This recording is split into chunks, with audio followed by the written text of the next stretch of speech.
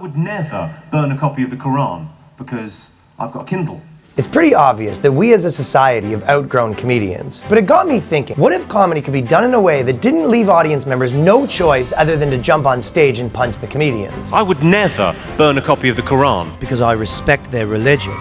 And that's why I started the Redefining Comedy Project. And there's two sides. It's black people, and then there's white people. Where I've been going through famous comedy bits I used to like but am now disgusted by, cut out the offensive part, and replacing punchlines with what the comedian should have said if we lived in a just society. Where are the jabs coming from anyway? Turns out from Japan, because we're a nation of immigrants. So, You don't understand. it's okay for men to be scared of some motherfuckers.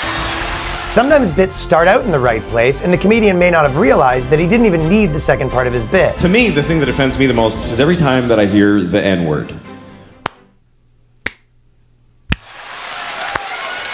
And this is just a sample, so if you like what you see, I want you to donate to the Redefining Comedy GoFundMe, where I'm hoping to raise $4 million. Let's get a round of applause for the transgender troops. That will be used to hire a team of voice recording artists, editors, and sound design artists that will eventually redesign every comedy special ever released. Homosexuals are allowed to look wherever they want while I'm on stage. You know, even comedians making misogynistic noises can be triggering.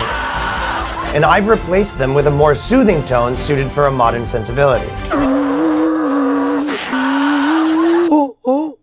$4 million is all it's gonna take. Some jokes are even so beyond saving that I just replaced them entirely. Oh, men are brutal. All the ladies in the crowd make some noise. Now the fellas in the crowd stay quiet. You know, what if the problem wasn't comedy itself, but the way comedy's being done? Because a stool can't consent to sex. I'm not gonna be finishing this bit. Even comedy that's portrayed in feature films needs to be redefined. Women be getting a raise. Women be getting a raise. Men like to fish. But since women aren't fish, I won't continue this absurd analogy. Audience members should be able to go to a comedy show billed as having subversive material without having to hear subversive material. Time for comedy to be redefined. In this room are some of the most important TV and film executives in the world, but they all have one thing in common. They're all terrified Of men. Merch drop alert. The last merch drop, most of the fellas stuff sold out in all the sizes. So we are doing a new drop. A lot of people wanted to see this design as a sweater and a t-shirt.